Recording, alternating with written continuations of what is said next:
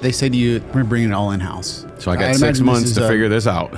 Yeah, and like what percentage of revenue is it? Like 90% of our revenue. So you have 6 months to figure out how to replace 90% of your revenue. Yep. That sounds like quite the challenge. It was a challenge. So as we start trying to figure out, I'm not a sales guy. I wasn't doing any sales. It was just by referrals. I landed the cash cow, the dream that everyone wants. I look back now, wish I did things different, but we didn't. We didn't focus on sales at all. Hey guys, Damian Stevens, host of MSP Mindset, and I am super excited to be live at GrowCon 2024, day 2, and I'm really excited to spend time with Seann Moreno, and I believe you're the VP of Regional Operations? Yes. At the 20? Yes. Got it right. Okay, good. So I'm curious, let's go back before the 20. Mm-hmm. Tell me about your journey as an MSP. So originally I didn't start my business as an MSP. Okay. I started as a consultant. Really, my focus was helping companies grow. About what time? That was in 2008. I was working for large organizations like HP, Microsoft, things like that. Okay. I was tired of being a number, tired of not giving a value add to the actual customers. It was just, as much as you had to track everything you did and just upsell. It didn't matter. It wasn't what the customers wanted. They wanted it just you to be working continuously and giving a dollar back of how much you're pulling in from that customer. So I wasn't about that. I was more about learning about the customer, understanding what their needs are to grow. I worked for a company called Pulte Homes. Bill Pulte built a culture of customer success. He wanted customer for life, from time you bought your first home to your retirement home. So I really enjoyed working for that culture, understanding how to give that success to someone who's buying their first home. It's stressful, but then going into retirement. Mm-hmm. So same thing with business. You start your business. The first thing you're doing is you're putting things together, trying to figure it out, understand what's going on. Well, technology's tough. People don't, you rely on it every day. Tech has to work. Your phone has to work, everything. So I wanted to help people understand technology. So that's how I started. I was like, how do I do that? So a consultant. I was a consultant. I came into businesses, started helping them out. Let's look at your business as a whole. Let's see where we can help you out, streamline things. Maybe standardization was big. How do we standardize things? Everyone had every different device you can think of. Yeah. So then from there, I was fortunate. I landed a customer that was T-Mobile, and they had T-Mobile dealers across the nation. Well, a dealer local to Michigan had 20 stores. That dealer called me in as a consultant. We did some work. Called me up on Christmas Eve and said, "Hey, do you have a support desk?" And I said, "No, we're more of a consulting company. It's me and another partner of mine." And they're like, "Well, we're really in need of a support desk. If this is something that you can find for us, or is this something that you can provide for us, let us know. We'd like to start up January 1st. And This is Christmas Eve? This is Christmas Eve. Wow. And I said, okay, I get it. We're friends, and I'm also helping you grow your business. Let's see what we can do. At that point, I decided, let's try this. Let's do this. So I created a help desk, got things moving forward. Start 2009, 2010. Next thing you know, we're from 20 stores with them. Like, we created standards. We built a help desk for them. And now, was the help desk for how many stores initially? 20 stores. Okay. So it was 24/7. Weekends, T-Mobile stores are open all the time.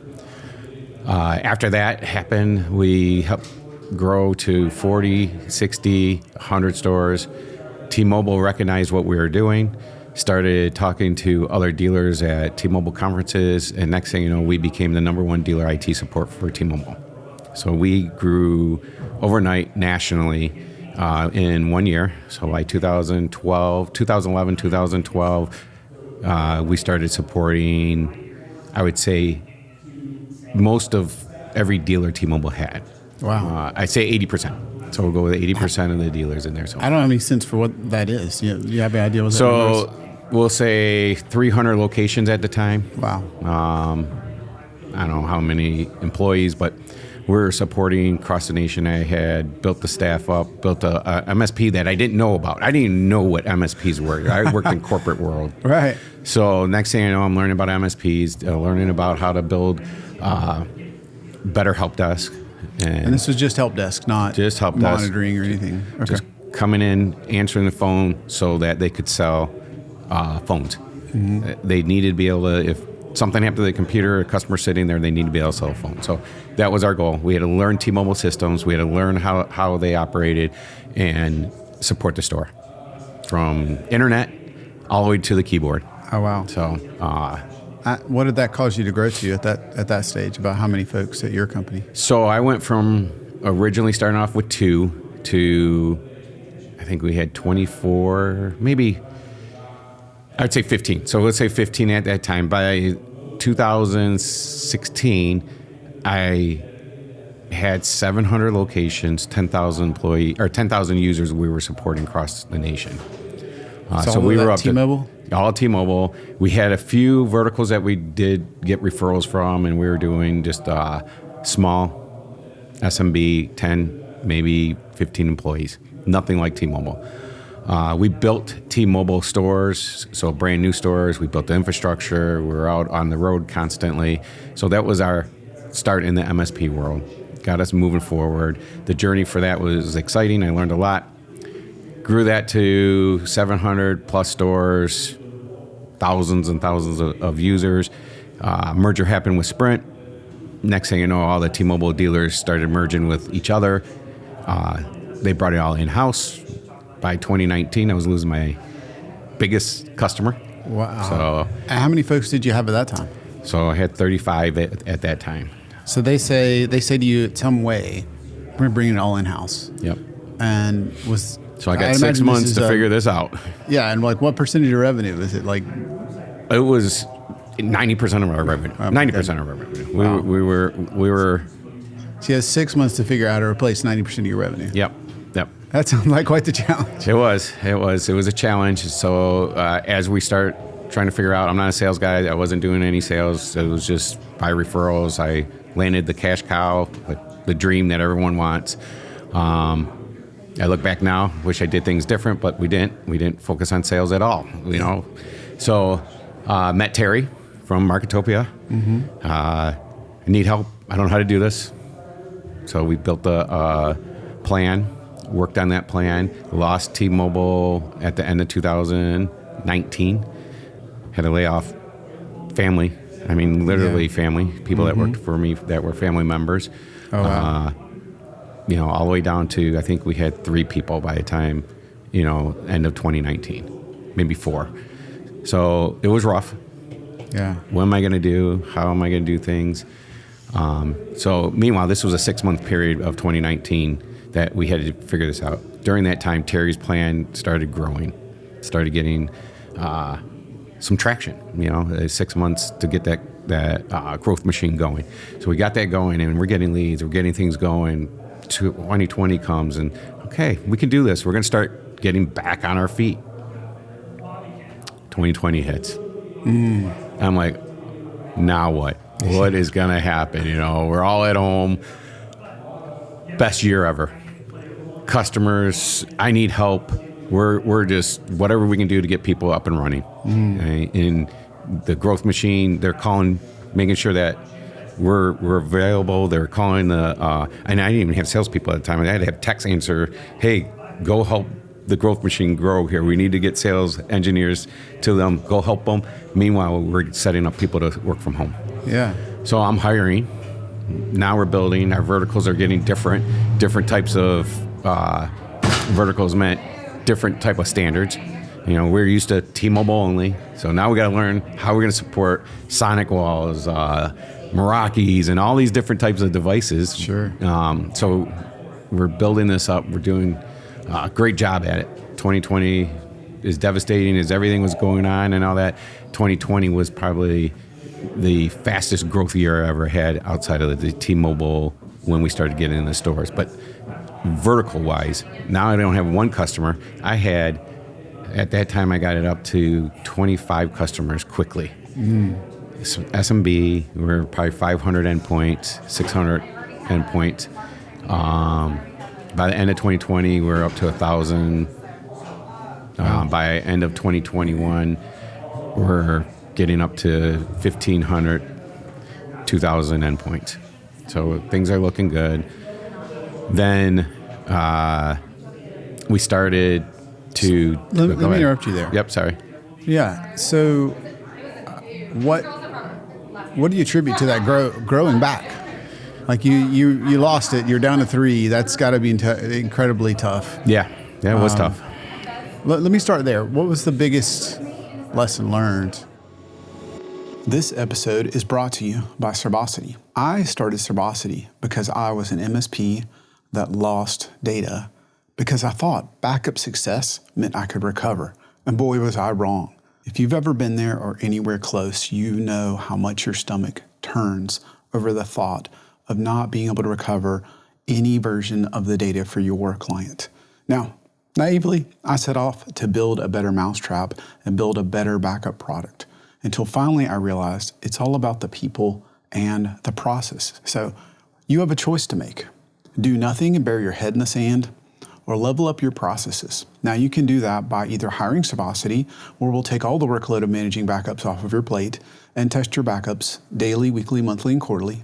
Or you can keep the tech stack you have in place, your existing backup and DR provider, and steal my 18 years of knowledge and download that process and add that to your operational maturity today. Never have any one customer take more than 6% of your business. I use 6% is just because, I can lose 6%. I'm okay with that. Yeah. 10%, you're starting to impede on my profit margins, maybe have to lay someone off, things like that. So, never leave yourself where you're gonna lose everything. Yeah. So that was lesson learned, and the other lesson learned is don't discount sales. Yeah. Sales is very important when you're growing a business. It doesn't matter what you're doing. Sales. So it was you and your partner at that time, right? Yep. How did you get through that? Right. So many emotions. I had to imagine. Like, how did you not just want to throw in the towel? Had a strong support system. My wife, family, just pushed us through it. Said, "Hey, you guys can do this. Keep going. Stay in. Don't change what your dream is." That was my dream. So, without that, I probably would have threw in a towel and said, "You know what? I'm just going to go back to HP, make some great money, and be that number again." Yeah. So really, it's a support system that I had, and then I had met Terry. I'll be honest, Terry pushed me. He gave me the hope that we can do something here. So, the support system. Yeah, what a blessing. So you got your wife and friends standing behind you, and then I guess from what you're saying, that hope, because I know I need to grow, but if I don't know how, if I don't, I don't have any examples, it's hard to have the hope. Yeah. So, then is that what drove the growth over the next couple of years that you were talking about so far? Yeah. So the hope, the dream, to get back to the structure I had, because life was good. I'm not gonna lie, it was fantastic. It was the dream I always wanted to have, that business that everyone came to work and they enjoyed coming to work. We were family. We worked hard, we played hard, we all enjoyed time off together a lot. We would go fishing, we go to just parties together. So it was a family. So we built that culture like Bill Pulte did, and that's what I liked about it. So that hope, get back to that again and be able to see there is reality of yes, you can do it without T-Mobile. Because I didn't know anything better. I didn't know that there was life outside of T-Mobile. What happened next? So we grew, we got there, we decided to bring in more seasoned sales, brought in another business partner that was doing some sales for us outside as an agent. That brought in additional business of a different type of business. So it wasn't MSP, it was low voltage cabling, door access security cameras, things like that. So we brought him in and brought, unfortunate, what happened with that one is the owner of the low voltage business passed away due to COVID. Oh, no. We were very good friends with them. We knew the employees, so we said, you know what, we're just going to take this on. So we're going to bring in a new sales guy. We're going to take on the cabling company that he was using. So we took them on, put ourselves in $400,000 in debt, thinking we could grow faster to make up all the stuff that we brought in. Yeah. You know, the new business partner, a sales team, all the employees for the low voltage side of the house. And it caused a lot of contention between the business partners. Who are we laying off because we can't sustain this? Yeah. What are we doing? How are we doing? And we started refocusing on what our niche was, MSP. Worked with Terry some more. Met the 20. Realized they built an operations support desk, tier 1, tier 2 tech team, and visit their corporate office. They built pods. So everyone has a pod. So it's not outsourcing to like a help desk that has all these engineers, and that engineer really doesn't know your customer, and they're getting 10 different engineers in one day. Could be never talk to the same engineer again. It was, these guys work on your customers only. This pod works on it. They get to know your customer. So when Sally calls up, they can say, hey, James, nice to hear from you again. How's things going? And now they're having a conversation and they feel like they know them personally. Yeah. So that's how I built the T-Mobile system. Is I built pods, very similar, East Coast, West Coast. We had different areas, and they got to know our guys and they enjoyed that. So that's the vertical that I started off doing that. And then I started expanding that to the rest of the customer base that we had by that time. Where did you get the idea to build pods? I'll be honest, it was trial and error. It wasn't like we called it pods. We just sectioned it off and said, and maybe the Bill Pulte era when I worked for them, we had regions, and maybe that's where it came from, because we focused on field support, had certain areas, and those 5 guys took care of those areas, and then another 5 guys another area. So maybe I learned from my Bill Pulte era that building that out was successful. But you know, trial and error. We had to try something. We couldn't sustain T-Mobile's call volume, so we had to figure it out quickly. Yeah. Supporting East Coast to West Coast was tough. So once I met the 20, though, this is 2021. We're struggling. 2022, we started talking, figuring out what we're going to do. I think it was by 2023 we joined the 20, and I was able to bring them in. I focused on bringing our largest customer was a nonprofit. They had 300-400 users. They were just time suck. We were answering the phone constantly, and I'm paying these guys top dollars. These are highly seasoned engineers. They don't want to answer the phone.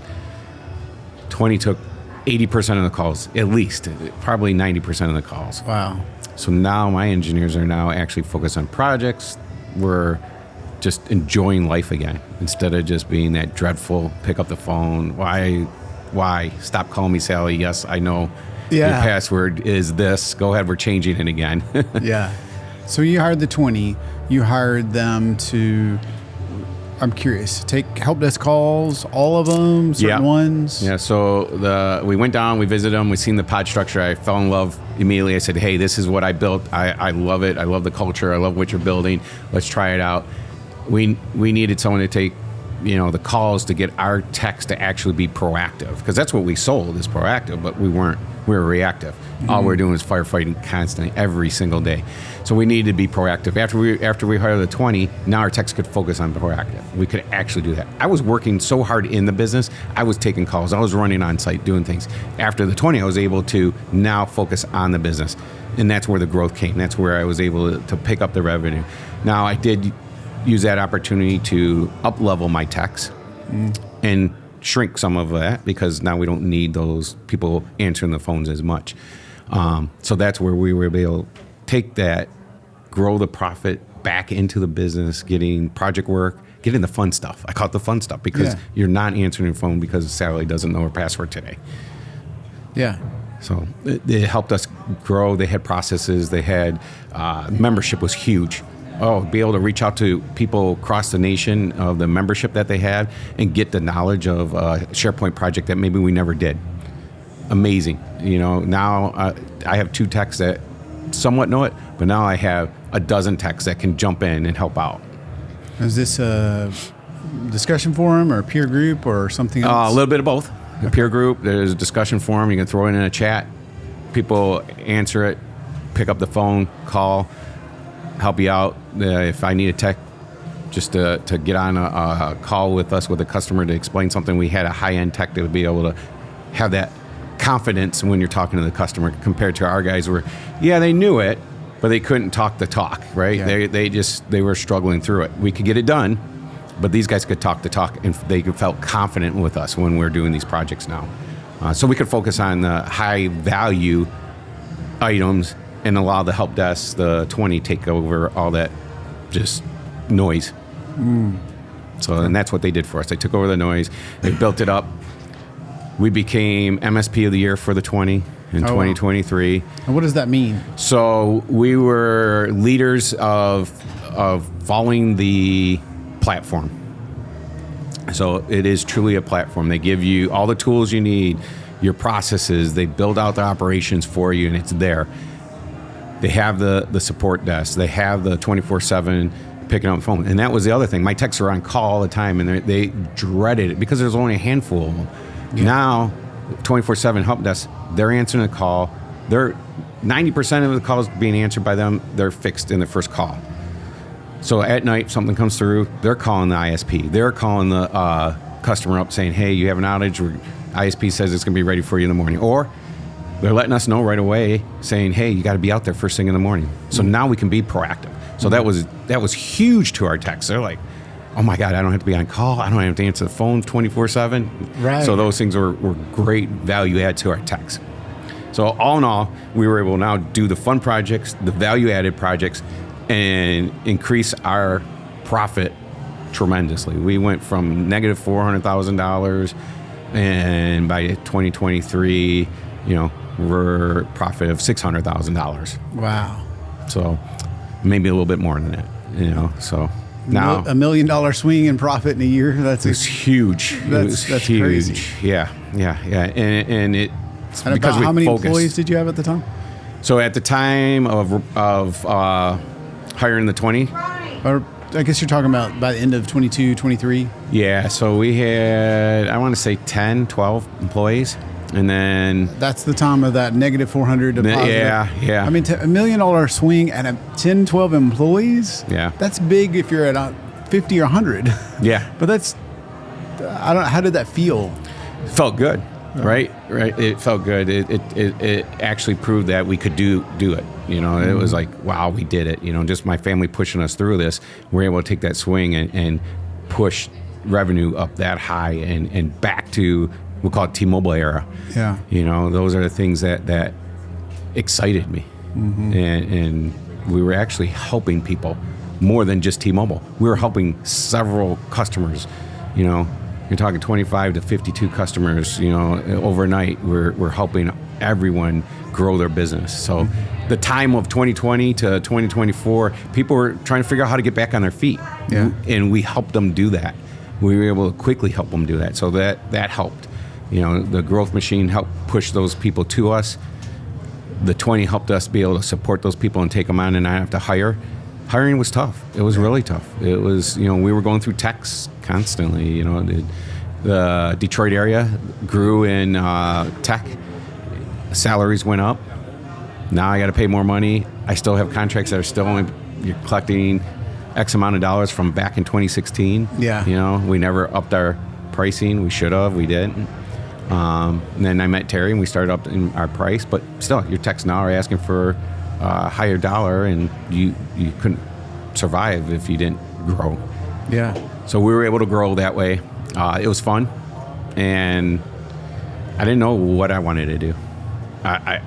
The 20 membership, everyone talks about there's a roll up. 20 is going to buy your MSP from you, and I thought that was, when I first got into it, I thought that was it. That's what you had to do. You became a member and you're going to be part of the 20 shortly after. No, that's just an opportunity you have. You can be a member as long as you want. It's not anything that, and it's only an opportunity that's right for you and right for the 20. It's not something that the 20 says you have to do this because you're a member. Mm-hmm. You're not committed to that. So we got approached by Tim, the owner, the CEO, and early 2024, late 2023, said, you guys are doing phenomenal things. So I became very well known through the 20 community. Like I said, 2023, we just MSP of the year, learned every member who they were, networked.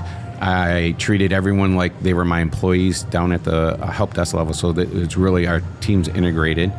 And he liked what he's seen, and he liked how fast we were able to turn around and build a profitable MSP. Mm. So talked to him. 2024 came around. Things looked great.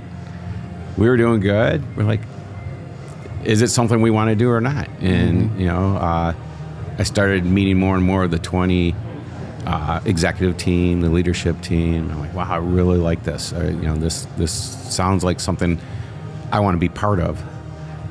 I'm only going to grow 5 million, 10 million. These guys are growing 100 million, 200 million, So that fast pace, that ability to see something like that grow, that's how it was at Pulte. Pulte started local, then we grew national. We were acquiring all these people. That fast pace excites me. That's what I really enjoy.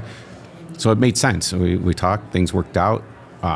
2024 February, we rolled up, and now it's been 9, 10, we're end of the year now. God, time flies. Yeah. It's been exciting.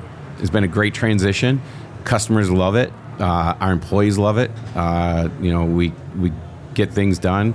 Now I have a regional team, things like that. So I'm doing, I think I'm giving value back to the 20, helping them grow, helping their customers grow. So it's exciting for me. It is really something that I think if I knew about the 20 early on, I probably would have started that with the T-Mobile days if they were around. That probably would have made me even more successful than I am today. I'm curious, how does it feel as an owner? And sometimes we get wrapped up in our ego. How does it go from I'm the owner to I'm not the owner? And you're playing a really big role, but I'm just curious, how's that transition for you? Tough. Yeah. It was tough. Yeah. It was tough. I got to report to someone. Yeah. I got to let someone know where I'm at, besides my wife. Right. Yeah. It was tough, but the transition was great. The leadership that I work for really is hands off. Great mentors.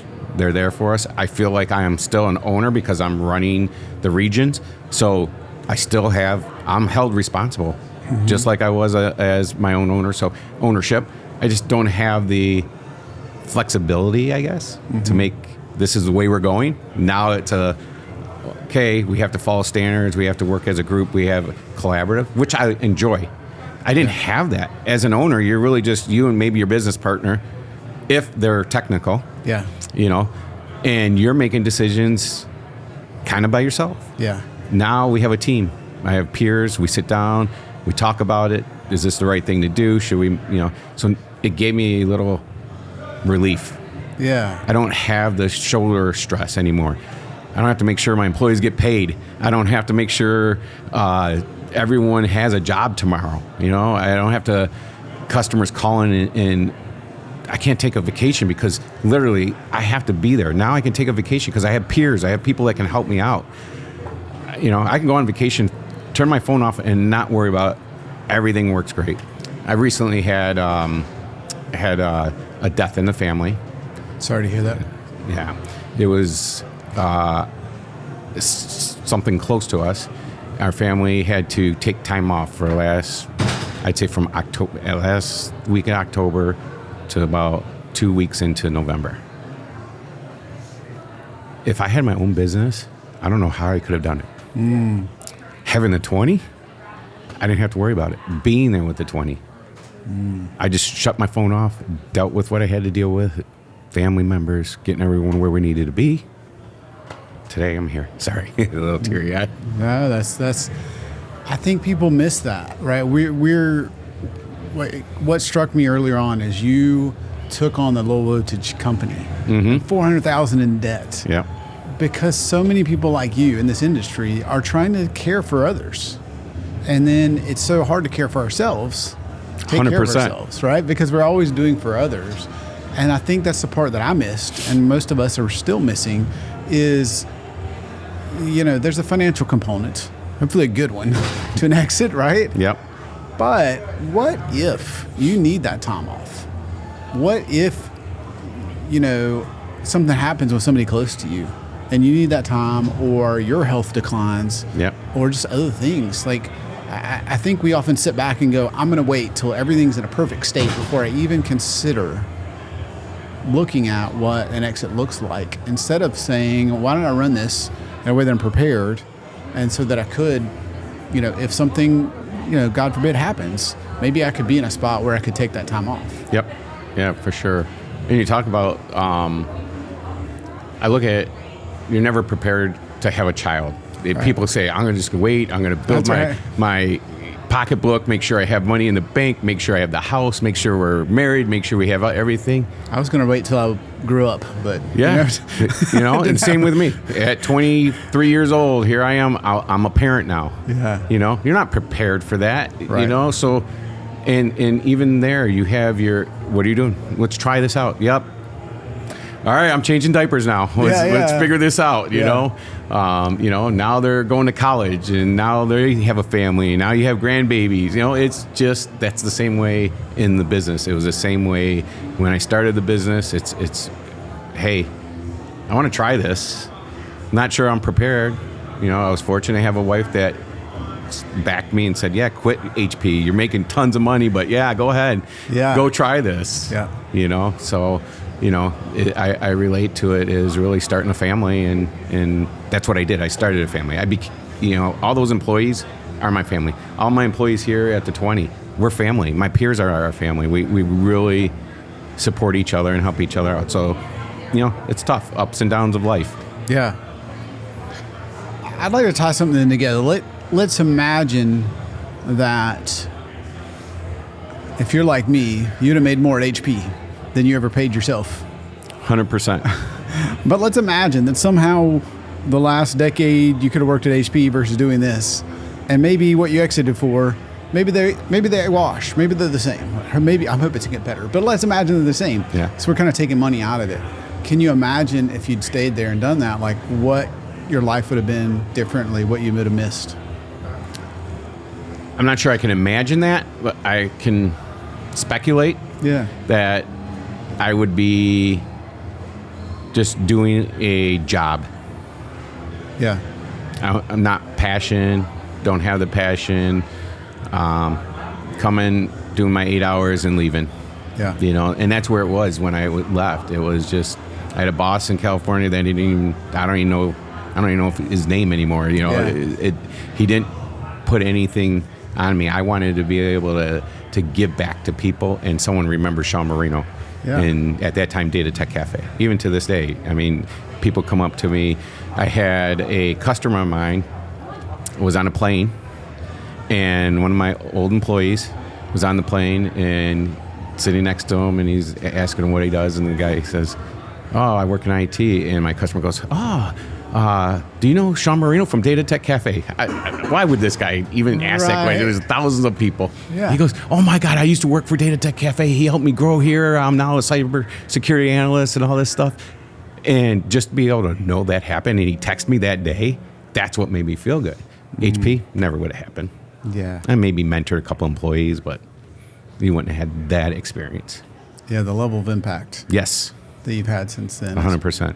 You can't imagine the difference. 100%. The impact I have here, at Marketopia, I grew with Marketopia. I was with them since 2019 or 18, I can't remember now, 19. And we the family that I grew through Marketopia, the network I grew through Marketopia. I've impacted a lot of MSPs, helping them out. Jeff Newton from Red Eye Tech at the time, he's now with SIF. Him and I helped him grow. I watched this guy who was trying to find himself to now he's an entrepreneur. Things like that. That's huge. That's what this is about. Or that's what my life's about, impacting people. Yeah. If you could go back and talk to Seann from 10 years ago, what would you say? Knowing what you know now. I would tell Seann to not get yourself stuck with one customer, right? Let's not go through that again. Yeah. And I would change my mindset about sales. Tech guy, didn't realize sales is probably one of the things I should have put more urgency on than building the tech operations. The tech operations will come. Yeah. But to build a business, to keep a business growing, it's all about sales. I learned that the hard way, taking those dips and reaching out and learning from people like Terry and others. Sales. Yeah. That's the way you keep a business growing. It strikes me that you have so much knowledge from what you've done and all the challenges you face, Seann. For all the folks that are watching and listening, is there anything that you would be willing to give in terms of if they're struggling with this? Should they reach out to you any way that you'd be able to help? Absolutely. Everyone knows in the peer groups and Marketopia, I'm just a phone call away. Give me a call. I'll sit down. I just told someone, hey, you're struggling with a sale. You got a contract you want to get signed. You want extra hands, let me know. I'm here for you. I'll make time. And that's, same with new MSPs. They don't know. Yeah. Let me give you what I did and why I did it. Yeah. Let me help you out. There's a lot of MSPs out there that they've been doing MSP work for 20 years and they're still trying to figure it out. But they're the one-man show. They don't know how to grow. They're stuck in the business. I'm willing to help you figure out how can we grow in sales. Let's figure out sales. How are we going to get that close? How are we going to get you there? What does it take to get you there? And then building the operations behind it. So yeah, definitely. I'm available. I have a MSP on tap kind of podcast like we're doing here that I'm trying to start up so people can call in and we can do some good things for people. Nice. Help them out and share the knowledge. I want people to grow. I don't want to be the only one that has a success story. Yeah, that's awesome. Let me flip that around on you, Seann. What's one thing you would ask for all the folks that are listening? Is there something you're struggling with, something you'd love to have help with? My ask is for everyone that is out there in the MSP industry, IT industry, consultant industry, treat people the way you want to be treated. That will get you further. And so my ask is, as long as you're treating that, giving me that same respect, I'll help you, you help me, we'll get things done. So that's all my ask, is just help people. This world is, it's different than when we were young. Yeah. And, seeing a good deed, help someone. Someone's in line and they need an extra penny, give it to them. That's what I ask. Yeah. Help people. I love that. Excuse me. Yeah. Well, I feel like I could talk to you all day. Oh, yeah. But I know that you got a busy schedule. I just want to say thank you for the gift of giving, making the offer to folks and asking, and the gift of your time here at GrowCon. And thank you for being on MSP Mindset. Thank you.